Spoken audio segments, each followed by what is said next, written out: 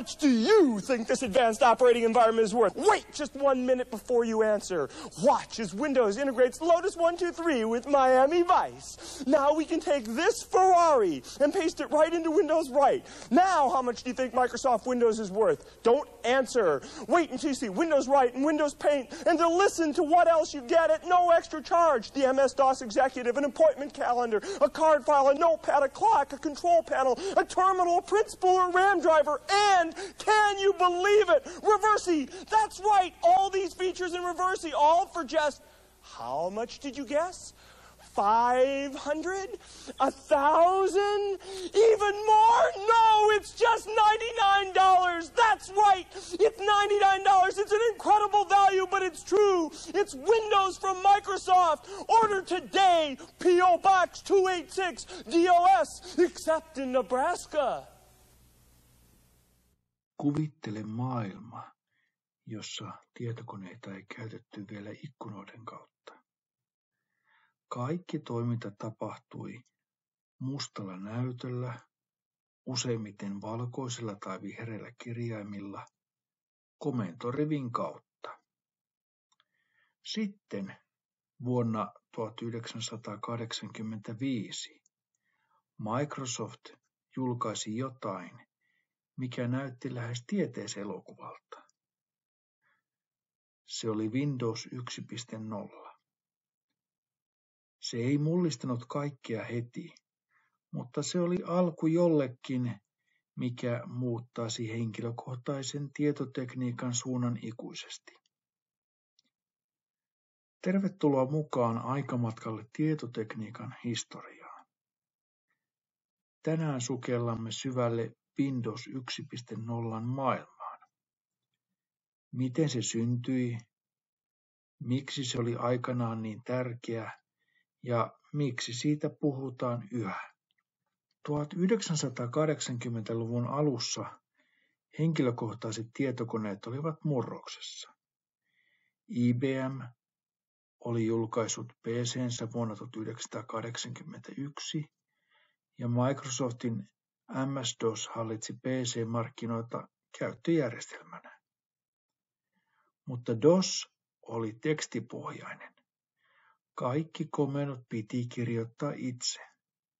Ei kuvakkeita, ei hiirtä, ei ikkunoita.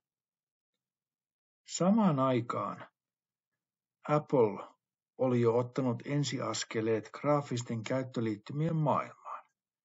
Macintosh julkaistiin vuonna 1984 ja sen käyttöliittymä oli vallankumouksellinen.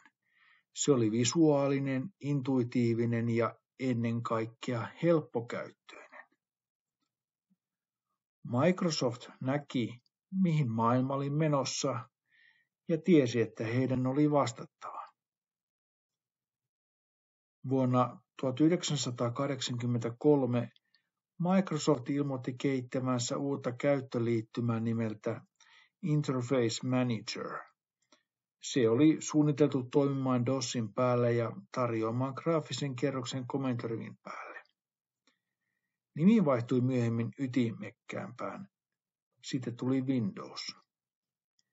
Windows 1.0 julkaistiin marraskuussa 1985, 2 vuotta ensiesittelyn jälkeen.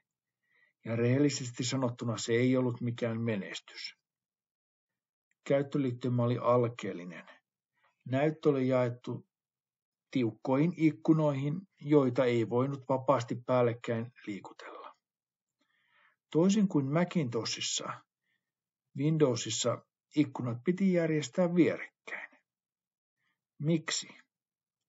Koska Microsoft oli varovainen. He eivät halunneet liikaa muistuttaa Apple-käyttöliittymää oikeuskiistojen pelossa. Mutta vaikka ulkoasu oli karu, Windows 1.0 tarjosi jotain ainutlaatuista. Graafinen käyttöliittymä DOS-koneessa.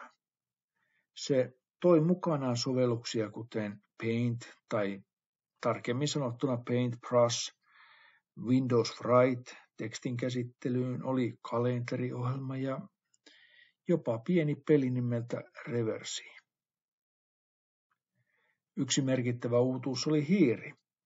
Monet käyttäjät eivät olleet edes käyttäneet sellaista ennen. Microsoftin mainokset opastivatkin, miten hiirtä liikutetaan, klikataan ja kaksoisklikataan. Se oli täysin uusi tapa käyttää tietokonetta. Vaikka Windows 1.0 oli teknisesti kiinnostava, se ei tosiaankaan ollut mikään kaupallinen menestys. Monet pitivät sitä kömpelönä, hitaana ja turhana, etenkin kun MS-DOS oli tuttu ja nopea. Lisäksi siihen tarvittiin melko tehokas kone. 2 levykeasemaa, 256 kilotavua muistia ja suositeltavasti jopa kovalevy. Ja vuonna 1985 se oli paljon pyydetty. Mutta Microsoft ei luovuttanut. Windowsin ideassa oli jotain suurempaa. Jotain, mikä tulisi kukoistamaan myöhemmin.